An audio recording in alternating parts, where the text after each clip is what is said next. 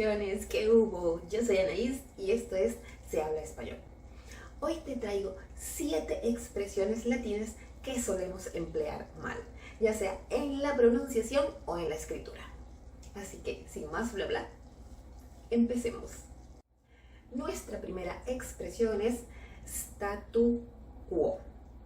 Literalmente significa en el estado en que, y se refiere al estado de cosas en un momento determinado. El error más común que solemos cometer con esta expresión es colocar una S al final de la palabra statu, así, status.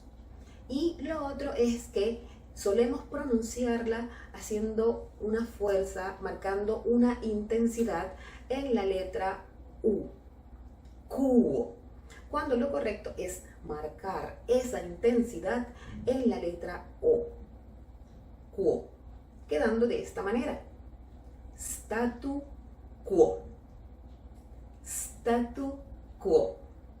Vamos a ver un ejemplo de cómo usar esta expresión. Los países miembros del acuerdo hacen un esfuerzo por mantener el statu quo. Es decir, que los países miembros de este acuerdo hacen un esfuerzo por mantener el estado de cosas así como está, así mismito. Lo otro es que esta expresión debemos escribirla en letra cursiva o entre comillas. Nuestra segunda expresión es grosso modo, que significa a grandes rasgos, en términos generales, sin dar mucho detalle sobre el asunto.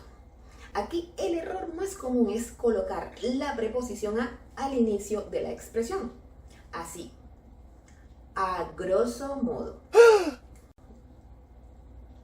No debemos colocar ninguna preposición y dejar la expresión simplemente grosso modo.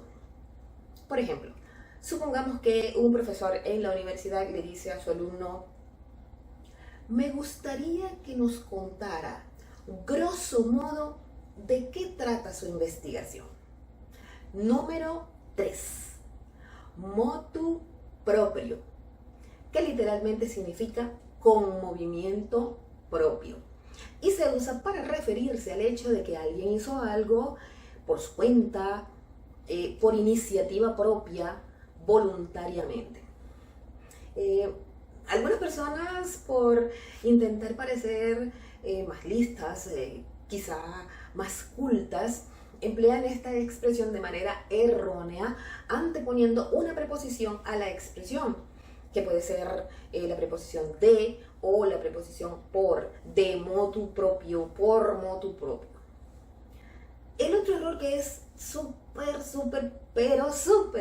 común en esta expresión es colocar la palabra propio en lugar de la palabra propio. Es así, con 2 R, una en cada sílaba.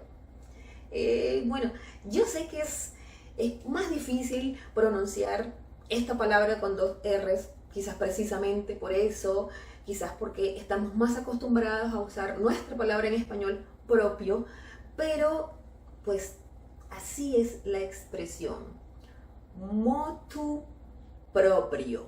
Vamos a ver un ejemplo de cómo usar esta expresión. Los estudiantes decidieron motu proprio realizar sus autoevaluaciones. Nuestra cuarta expresión es ipso facto, que significa inmediatamente, en el acto, ya.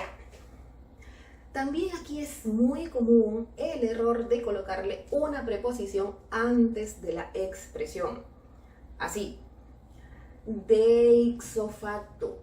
No, señor, no coloquemos preposición antes de la expresión. Protégeme, Señor, con tu espíritu. Dejémosla tal cual, ipso facto. Otro errorcillo muy común con esta expresión es pronunciarla y escribirla de esta manera: ipso facto, con N y en una sola palabra. Ipso facto. Error. Vamos a ver un ejemplo de cómo usarla. Con estos síntomas debes hacerte una revisión médica ipso facto. Y un ejemplo de ñapa. Después de mirar este video, puedes suscribirte a este canal ipso facto. Nuestra expresión número 5 es ex profeso. Significa intencionalmente, a propósito, deliberadamente. También se acostumbra usarla con preposición, pero no es de ex profeso, es ex profeso. También podemos escribirla en una sola palabra, así, todo junto, ex profeso. En latín se escribía con 2 S, pero como se ha castellanizado para amoldar, para adaptar la escritura al español, nosotros lo hacemos con una sola S.